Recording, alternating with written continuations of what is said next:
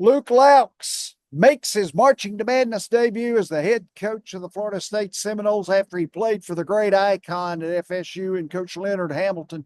Loucks brings an impressive resume into Tallahassee as he worked in the NBA with the Kings, Suns, and Warriors.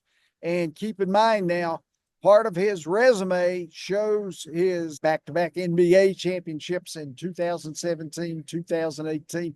Coach Loucks, it's a pleasure. Thanks, Ken. Thanks for having me on. You worked with Sacramento as the defensive coordinator last season, but the year before you led an offense that broke the single season offensive efficiency rating. So describe how you had such a successful transition in implementing different attacks on side of the basketball in 1 year. Yeah, so first and foremost, all the credit goes to the players. They're on the court, making the shots and making the plays and creating the advantages. And secondarily to that, Mike Brown put together an unbelievable staff, an unbelievable philosophy, both offensively and defensively. We were walking into a situation in Sacramento where there was no stability. They hadn't won. They hadn't made the playoffs at the time. It was the longest stretch, not just in basketball and pro sports. So their playoff drought, I think when we arrived was 17 or 18 seasons. So first and foremost, we had to build the culture, right? And everyone talks about culture. What is it? What does it mean? And it's something that Mike has been at numerous stops, both Golden State, where I worked with him in Golden State, San Antonio when he was a head coach, for the Cleveland Cavaliers, the Indiana Pacers. He's worked under and for some incredible Hall of Fame level coaches with Popovich and Carlisle and Steve Kerr. So the first thing we had to do when we got to Sacramento was address our habits, and address how people treated each other, address, what we ate and where we stayed and how we traveled and those daily habits, that people think they're small. The small things are the most important things, just how you operate on a day-to-day basis. You have to operate like a champion before you can become one. So that was the first thing. And the second thing, he put together an unbelievable staff. Jay Triano and I helped run the offense. Jordy Fernandez, now the head coach of the Brooklyn Nets, was running the defense at the time. A lot of good coaches and a good mix of veteran mentorship style coaches and young guys like me and Jordy that were super active and getting on the court and sweating with the guys and building that equity. So in terms of the offense, stylistically, we had De'Aaron Fox and Domantas Sabonis, both guys that could break the paint. And what we wanted to do is put as much shooting around those guys as possible, so that defenses constantly have to decide, are you going to help off of shooters to stop those two, or are you going to stay hugged up on our shooters? And then it's one-on-one, you got to use your talent and score. That accompanied with the pace, the breakneck pace that we wanted to play with, constantly a constant attack on the rim, on the paint.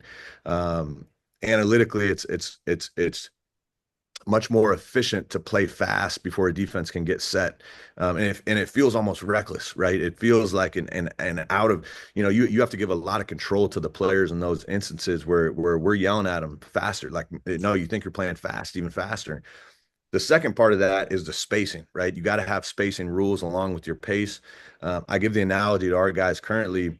If you're driving a Ferrari and two semi trucks are in front of you and you got nowhere to go, well, that Ferrari is going to slow down really quick. And now you can't use your speed. It doesn't matter how fast you want to play. You got to get those guys out of there and keep the paint clear so that we can play at that pace. So all those things. And then the most important thing, and I'll always believe in this, and it's a Steve Kerr principle with Golden State, and both Steve and Mike got it from Greg Popovich. To me, if not the best, one of the best coaches in the history of basketball. You got to share the rock. The ball has a certain amount of energy, and when you don't pass it, that energy dies on the team. So the ball's got to constantly move, and our mission, if I'm playing with you, Ken, my goal should be to create a great shot for you.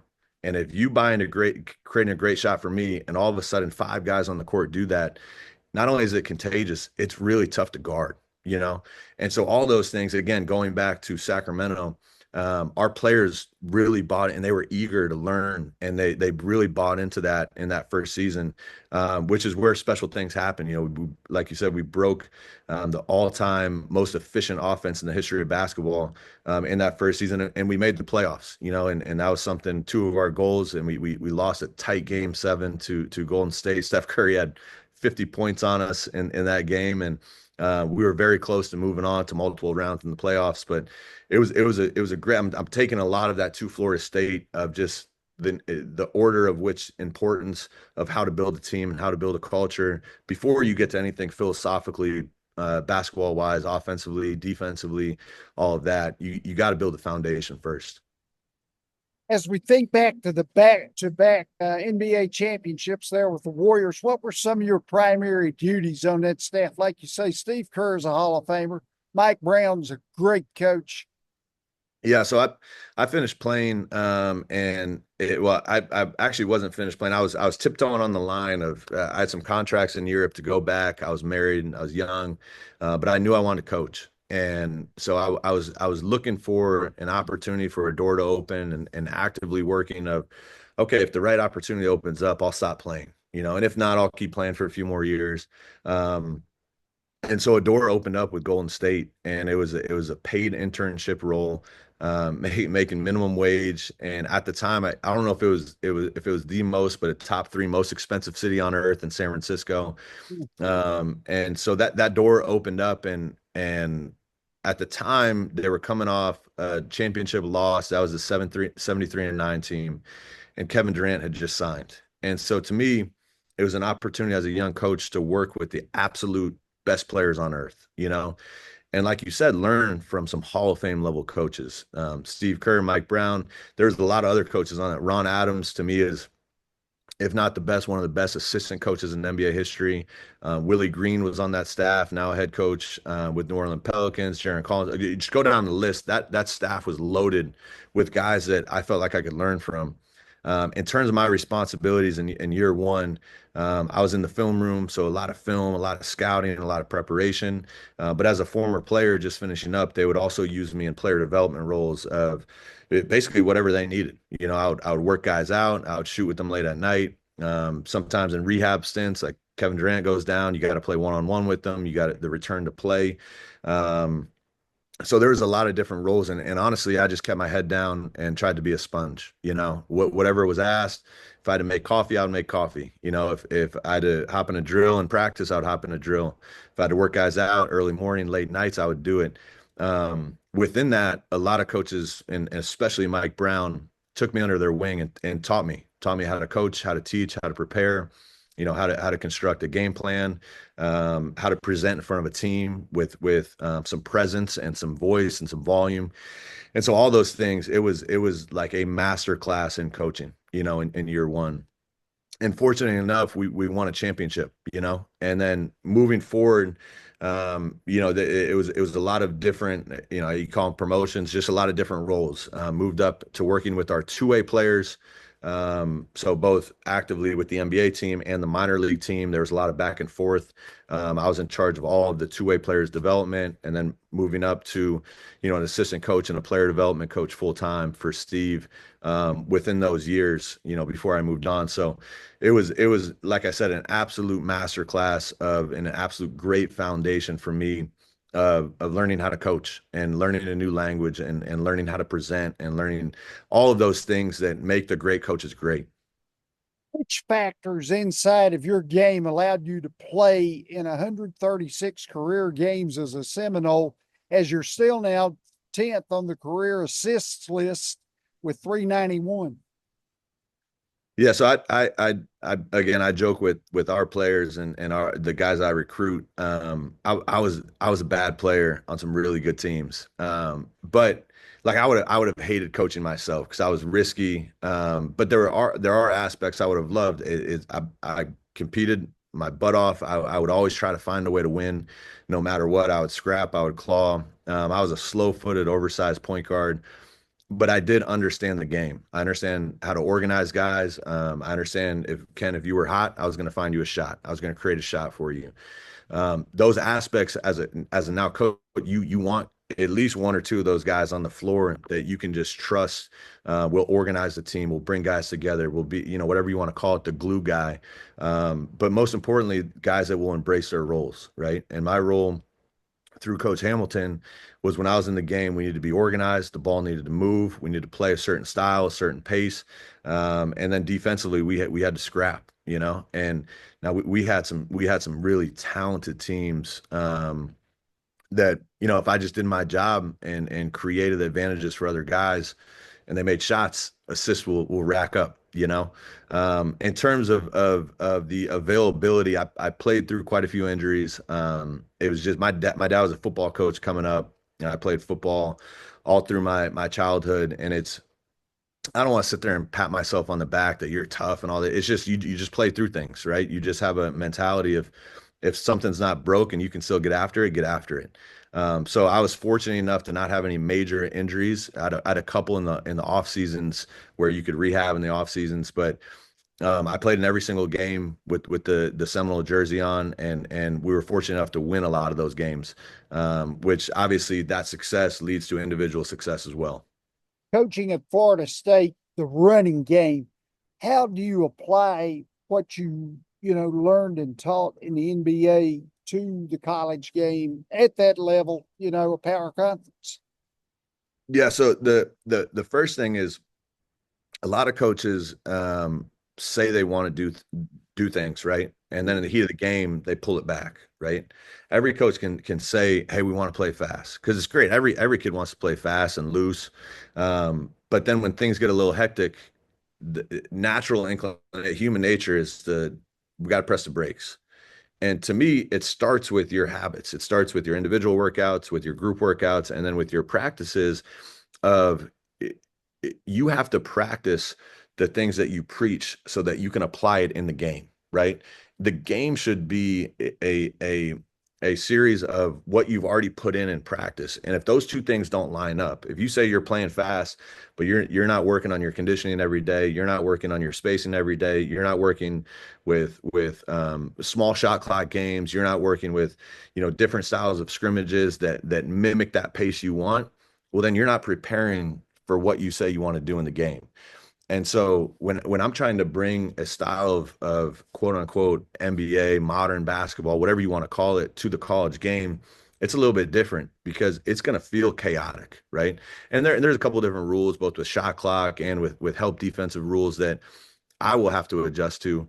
But the thing our guys are going to realize is I'm not just going to talk about it. And this is why I brought some of the staff, like my offensive coordinators from the NBA, my player development guys from the NBA. They understand the structure and style that I want to play with, but it starts with our daily habits. And so our guys they're going to be in great shape because we're going to play at a certain pace in practice that just when you get to the game, it should be an extension of what you've practiced all week.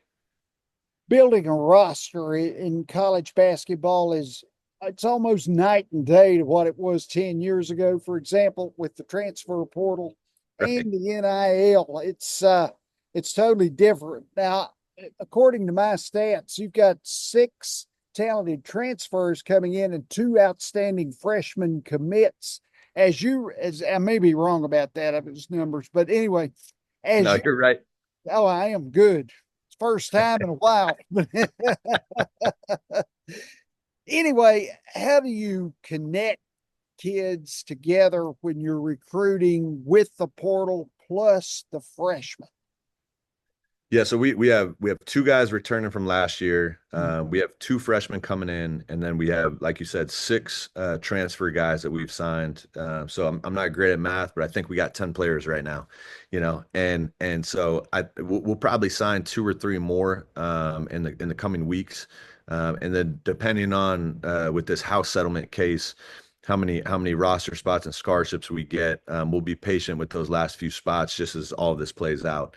In terms of the continuity and the togetherness and the synergy that you want with a high level championship basketball team, first and foremost, you got to have some patience, and that takes time. But the reality is everyone's going through it. There's only a handful of teams in the country that have had more than 4 or 5 players return from last year. And that's just, people call it wild and chaotic. That's just the reality of what we're living in right now. Yeah. And it's very similar to when I played in Europe, and quite a few of my coaches have played professionally in Europe and different professional leagues. It's very similar to that. And those European teams, I think Rick Pitino talked about it too, from his time coaching in the Euro League.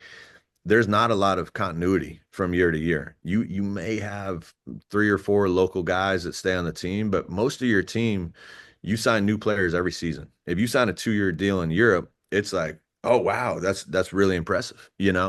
And so our game, our roster construction, this is basically a small version of professional basketball. Now, more so in the NBA, you have a lot of multi-year guys, especially your max players, your best players, you're probably going to get back. But even within that, those minimum mid-level guys, there's constant, not only in the offseason, what we're going through right now, but during season. Now you're trading 3 or 4 guys, new guys are coming in. So there is a level of comfort of where I'm coming from, of what everyone's calling, chaotic right now in college basketball. That's basically another Wednesday for a lot of our staff. Is like, no, we're used to this. And now it's our job as coaches, why we get paid a lot of money, to make sure that all these pieces of the puzzle fit to create a puzzle. And part of that is bringing in the right guys. Part of that is the selflessness and the character of the individuals.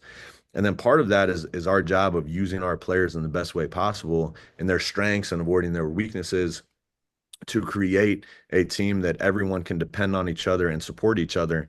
And within that, it's fun. I was a head coach of the summer league team in Sacramento 2 summers ago, and it's very similar to that, but a much shorter window. Like, we had, I think, 5 practices leading into our first summer league game, all of which, 12 new guys on the roster, and you had to find a way as a coach to make those guys mesh.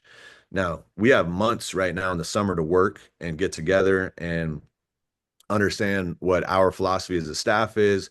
And so the players get used to what we're trying to build, number one, on the court, but number two, most importantly, off the court. A lot of different personalities, a lot of different egos. And you have to bring those guys together so that off the court, they mesh and blend as a unit, so that on the court, they can really work together at a high level. Thinking about strategy, what will be your key positioning in your man-to-man scheme based on opponents' post moves and then shooting ability? Yeah, so that's a great question. Base defense, I'm a big believer in ball pressure, similar to Coach Hamilton. I like disrupting an offensive flow. I like the chaos a defense can create. A little bit different than Coach Hamilton in the past. And I was a huge fan of what Coach Hamilton did defensively, both as a player and a spectator after I played for him. I won't deny as much on the perimeter. I'm more of a protect the paint at all costs. If you limit paint touches at any level of basketball, analytically, you're going to be better. So if you can keep the ball out of the paint, now you have far fewer backside long rotations and closeouts where you're vulnerable. You give up less threes, you give up less layups. Theoretically, you would foul less, because the majority of shooting fouls come within 6 to 8 feet of the basket. So all those things go into heavy ball pressure and then help behind. And it's not quite a pack line defense, but there are principles of, you never feel like you're on an island. And that's where, as a slow-footed defender, I really enjoyed playing at Florida State, because I always knew where my help was behind me, right? In terms of the second part of your question, and post ups and shooting, again, I'm a big believer in analytics. It shouldn't control what you do, but it should give you some comfort level of, okay, this works and this doesn't, right? You use the data to support or to change your philosophies, in terms of, okay, this is my philosophy. This is what the data says. It's working. Or this is my philosophy and I'm really believing in it, but the data says that that's probably not the most efficient way.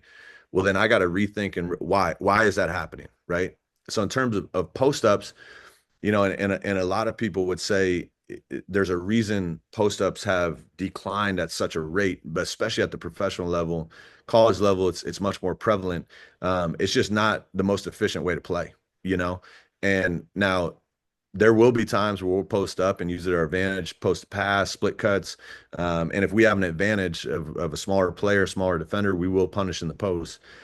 But in terms of defensively, if a team wants to post up all game, I'm going to be okay with it, you know? And now if a team's abusing us in the post, we're going to trap and we're going to rotate, and there's creative ways to take that out.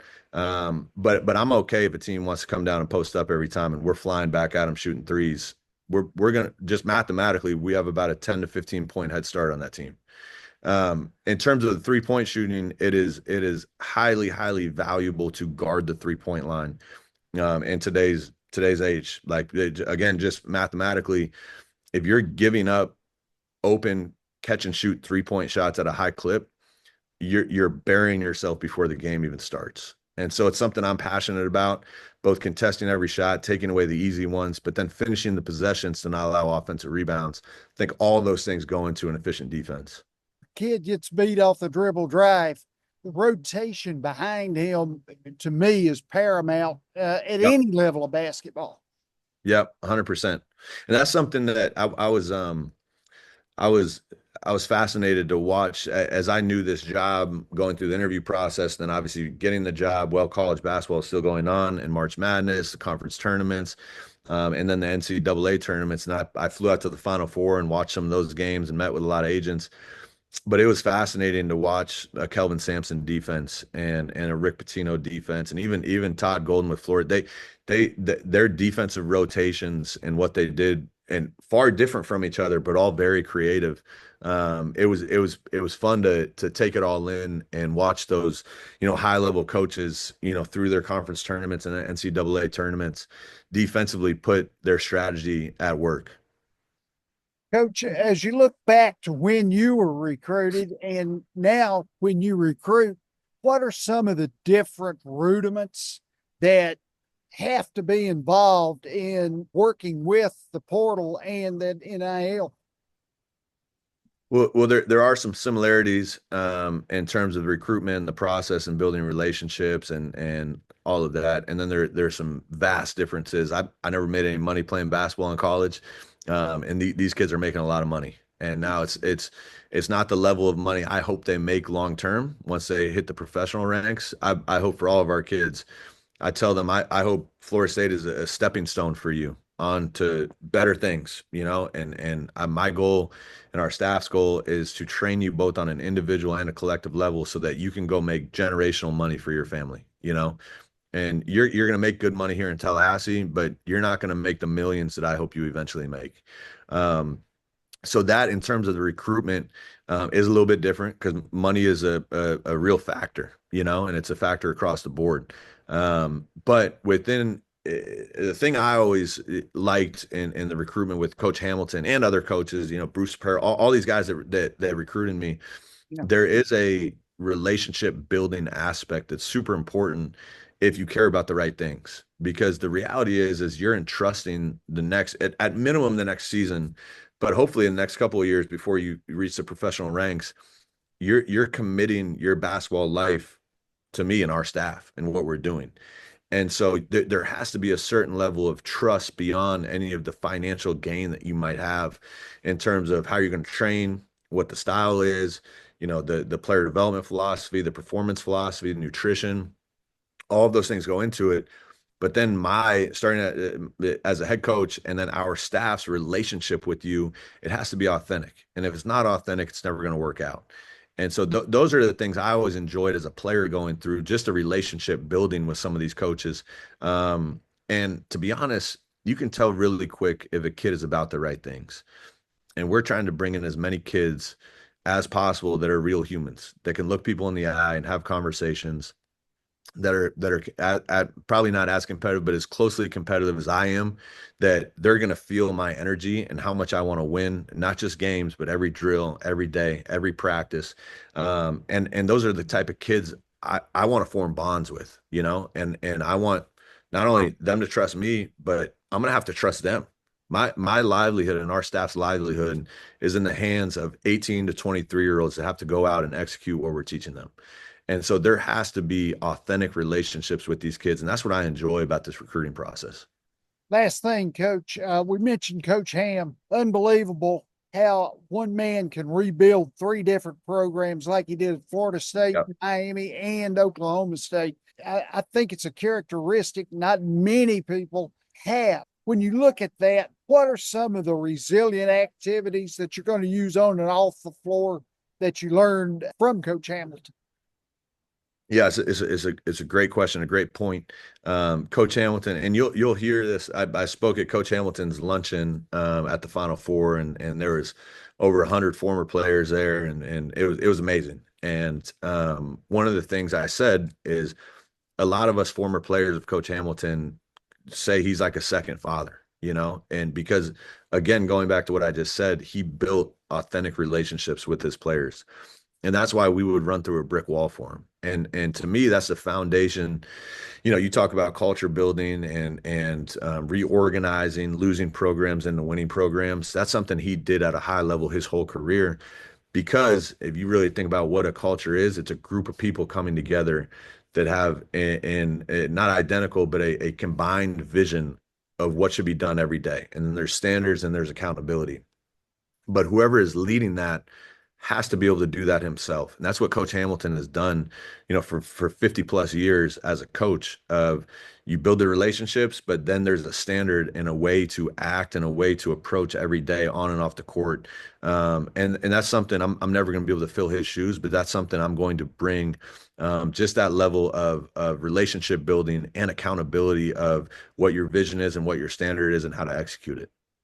Coach Luke Loucks, we're looking forward to Tallahassee here in the winter, I guess, or winter as Florida has it.